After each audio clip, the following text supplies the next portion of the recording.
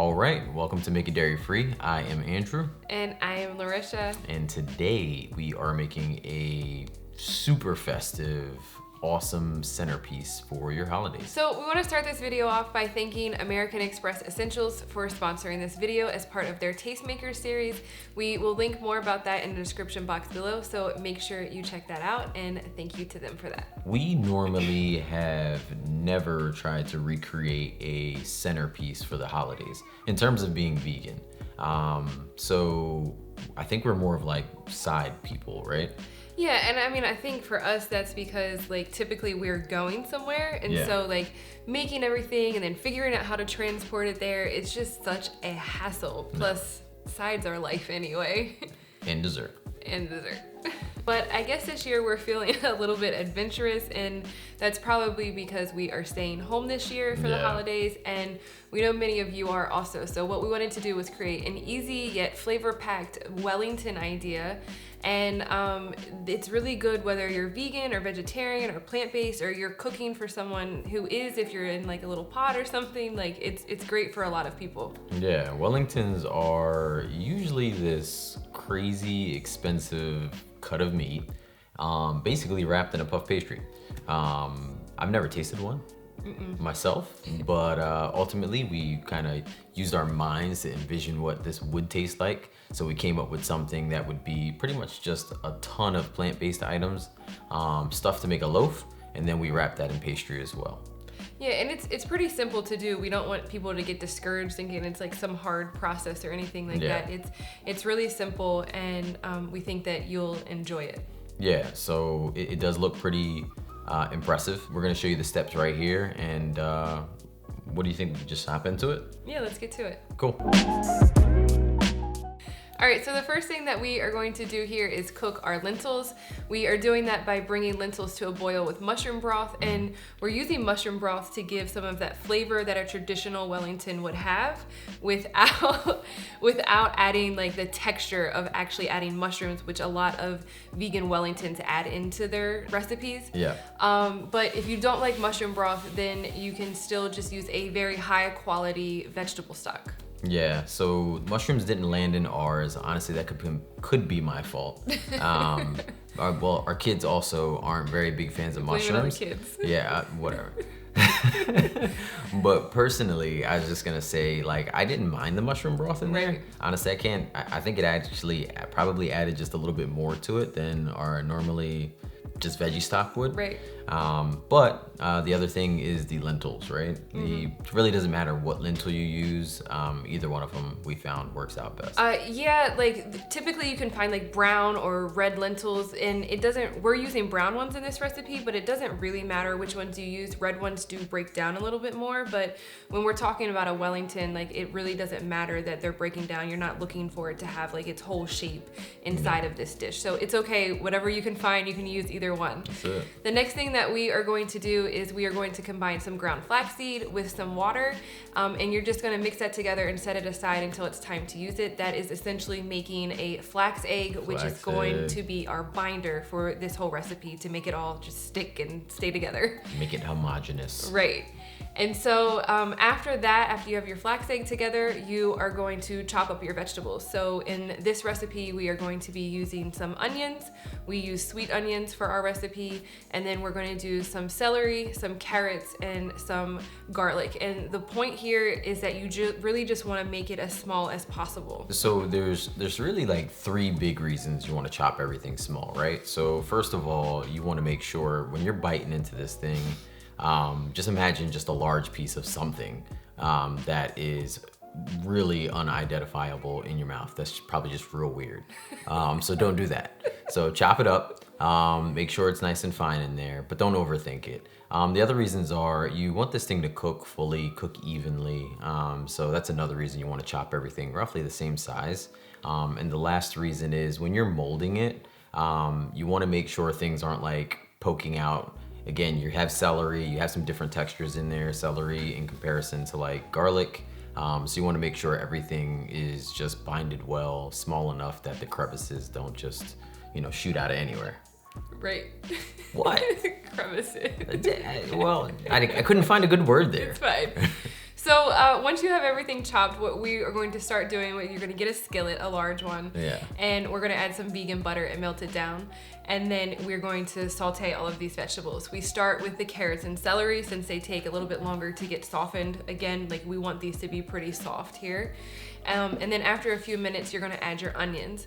And all together, this takes roughly like 8 to 10 minutes. Like you'll know, like it goes from soft to, or it goes from hard to soft, and what that looks like as it breaks down. For all of my oil-free people, gluten-free people, we are always thinking about you. So if you want to head on down to the description box, head over to the site. We make sure we cover how you can get that done in this recipe as well. Yeah, we always just want to be like really inclusive for everybody's needs as much as we possibly can. So once you have all of your vegetables sauteed, what you're going to do next is we are going to add in that garlic, and we are also going to add in our seasonings. And so we know it may look like a lot of seasonings, but it really just helps the dish come together and be as flavorful as possible and give you something that you're really proud to showcase, whether it's for your immediate family or you're cooking for a few friends or something like that. And so once you have all of that in there and stir it around, you are going to add in some spinach, and you are just going to let that cook for a minute or two until it starts to wilt down. Another item we like to add in here, if we don't have spinach, we go with kale. Personally, kale packs a good punch in there, so definitely think about that whenever you're making this one. Once we have all of that together, then we are going to add in some sauces that are really just going to bring this whole thing to the next level. So that's going to be some soy sauce, tomato paste, vegan Worcestershire sauce, maple syrup, and some liquid smoke. And you're just gonna give that all a stir together. Also, if you are soy-free, then you can sub the soy sauce with coconut aminos or tamari or a no soy sauce, like whatever works for your family, you can use it. Yeah, ooh. And in terms of Worcestershire sauce, we know that's a bit hard to find. Sometimes you gotta order it, but we usually sub that with some steak sauce. So for the majority, I think we found most of steak sauce are vegan, even A1. So, if you want some steak sauce in there or you wanna pump up that flavor, can't get Worcestershire, go with that. Yeah, and so the reason why, what we're looking at Worcestershire is because usually it's made with anchovies, and so obviously we don't want to use that since we are vegan. The Annie's brand is the one that is traditionally easier to find, but some store brands, I know we don't have one here, but I know a lot of people have talked about, like Kroger brand is naturally vegan. So just always check out your store brands and see if you can't find the Annie ones, or use the steak sauce substitution. Once you have all that combined, you are just gonna remove it from the heat and set it aside. And then into a large bowl, you are going to add some rinsed and drained cannellini beans. And these are just a white bean, so you can sub it out with any other white beans that you may have, whether it's Great Northern beans or butter beans. We use that in a lot of recipes, so we have it a lot.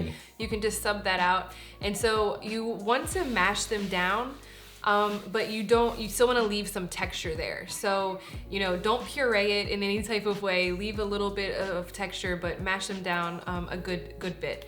And then once you have that done, you are going to add in your mixture that you had set aside, your cooked lentils, your sunflower seeds, your breadcrumbs, and then your flax egg. And you're just gonna mix all of that together.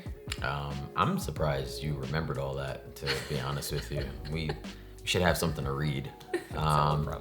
Yeah, no. So ultimately, we, with the sunflower seeds, we actually, grind some down.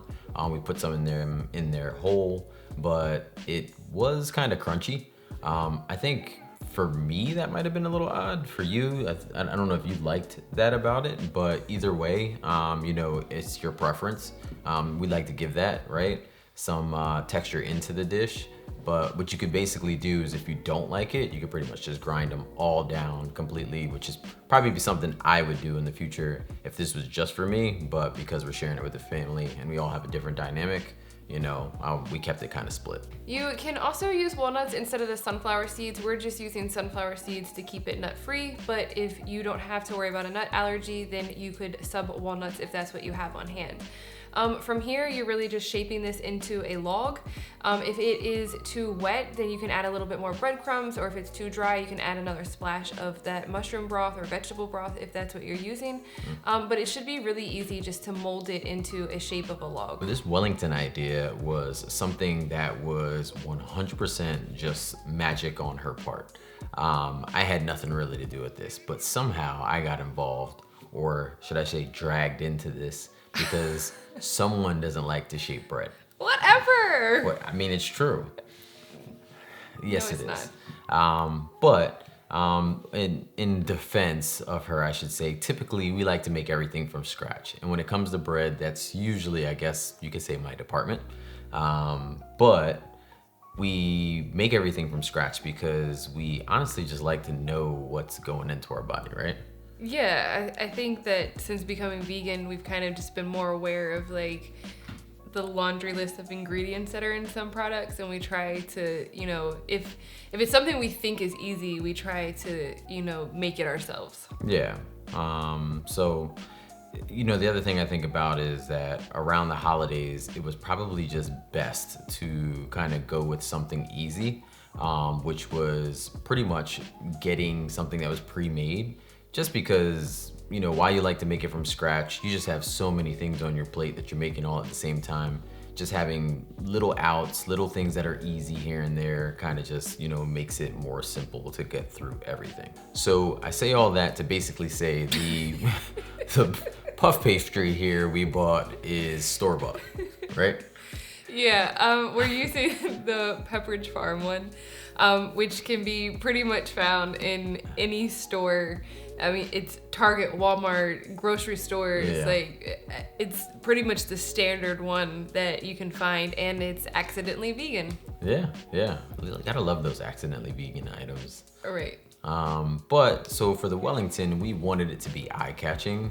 Something that when you put it in the center of the table, everybody's like, whoa, that kind of thing.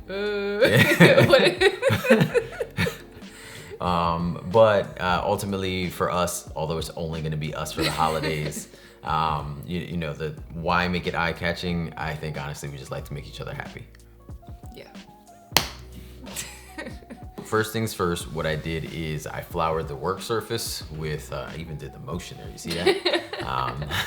So I floured my work surface just to make sure I can, put the pastry down, and when I roll it out, it doesn't stick to it. I also put some flour on top of the pastry, and then I wanted to roll it thin.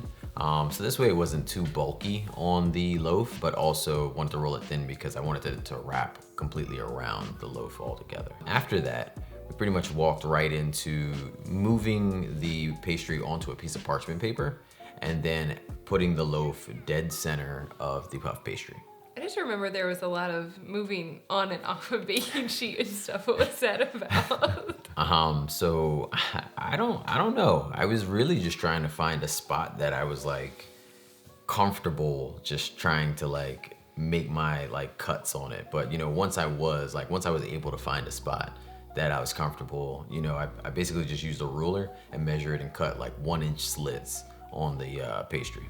Yeah, I would definitely like recommend making sure you measure it like that tip that you just gave, because it was nice and uniform, the strips, when we were trying to do it later. All right, so I mean, pretty much from there, all you're doing at this point is you're now brushing the loaf with some Dijon mustard, and then you're brushing also the pastry, the inside of it, with some milk, because you want it to adhere to each other, once you start putting it together. Like a glue, basically. Yeah, like 100% like a glue. So at that point, you're pretty much just taking like each one of the slits, you're folding them over top of each other. So it actually came out really cool, doing that. And then you're cutting off like any excess pieces, because you will have pieces sometimes that were just like overly long, because it's actually pretty stretchy. But once you pull it over, sometimes it'll be a little too long, and you want to cut those off so it still looks pretty decent. Yeah, and just a tip, like you could totally just like, mold those together and then roll it back out and like make a shape just like you would do with like a excess pie crust, and some people make like little designs on the top. You can totally do the same type of concept with that. For sure. And then lastly, what you want to do is once you kind of get everything together, you have it shaped the way you like it, you're just going to brush the top with a little bit of butter. That's going to really help it crisp up. Yeah, and the cool thing about this is that it really, like, it seems like a long process with all of the ingredients and stuff, but it doesn't really take that long to come together. And then it only really needs 30 minutes to bake. And so it's, you know, you're not trying to thaw out a vegan roast or anything like that. Like it compared to some of those things, like it came together pretty quickly. Yeah. And then again, we brushed a little bit more vegan butter on top once it came out. Just to give like the nice golden sheen. Yeah. And it was perfect. Yeah. Like it was crispy, but the inside was still soft, and you know it sliced nice, and it was really good. No, 100%. You know, one thing I really liked about the whole dish in general is that, as you said, it was pretty easy to do. And then I also think about when we were doing the roast. Some of them there was a lot of like taking out and basing and things like that, and this is pretty much just a one-stop shop. Yeah, it was really nice. All right, so we would recommend serving this with things like mashed potatoes and gravy, maybe some like, you know, glazed carrots on the side, or some type of like asparagus or broccoli or something, just like some more vegetables. For sure. But you could always, you know, get crazy and make like macaroni and cheese or whatever you want on the side of it. We do want to point out that while traditional beef Wellington is very meaty, obviously, this was definitely more along the lines of like an actual plant-based dish where, you know, the vegetables and the herbs and stuff are really coming out, and the texture is also softer. Yeah. And doesn't have like that chewy, meaty texture that say like a seitan would. And maybe we'll make one of those in the future, but that just isn't what we were going for in this particular one when we're doing like our first like centerpiece type of thing that we've showed you guys. I think what's really cool though is that, you know, you did have some balance with the crust being pretty crispy. Again, although the seeds weren't like, the sunflower seeds weren't my favorite in it, I think that also added another texture layer to it. I think it was just a really fun dish, honestly, to enjoy. Yeah, and I think like the flavor combinations, like, you know, there was a lot of parts, but each part had a specific purpose in making sure that like it was as flavorful as possible, and that, you know, if you were trying to impress somebody with like a plant-based dish, that you could do that and it still like look like a centerpiece type of thing. Yeah. Something that comes to mind for me is that, you know, most of the Wellingtons, when we were doing some research, I noticed, that was really weird. Sorry, it was like a little fuzzy thing from my stomach. Most of the Wellingtons that we, you know, researched, it looks like they were served with some type of sauce. I believe we did ours with gravy. Yeah. When we were going through like the testing and all, and our kids had ketchup, just like most kids, you know, like ketchup on everything. But other things that I thought was really good on it was barbecue sauce, and always some A1 steak sauce is one of my go-tos. Yeah, and I think if you're trying to get really fancy, I think like when we were just like researching like how a traditional beef Wellington was made, like Gordon Ramsay does like a red wine reduction sauce. So if you want to get fancy, you could do something like that too. For sure. Either way, like we thought like it was a really good like first take on us trying to do like a holiday centerpiece type of dish. For sure. Yeah. Really hope you guys get to, you know, try it out. And if you do, don't forget to tag us on Instagram. This way we can kind of show off your Wellington as well. All right, so we hope you guys will give this video a thumbs up. Comment down below with what you think of our first centerpiece type of dish, and you know, what type of centerpiece you would like to see us make next. And we just hope you guys like this video and have a happy holiday season no matter what holiday you celebrate. Absolutely. All right, guys, we'll see you in the next one. Bye.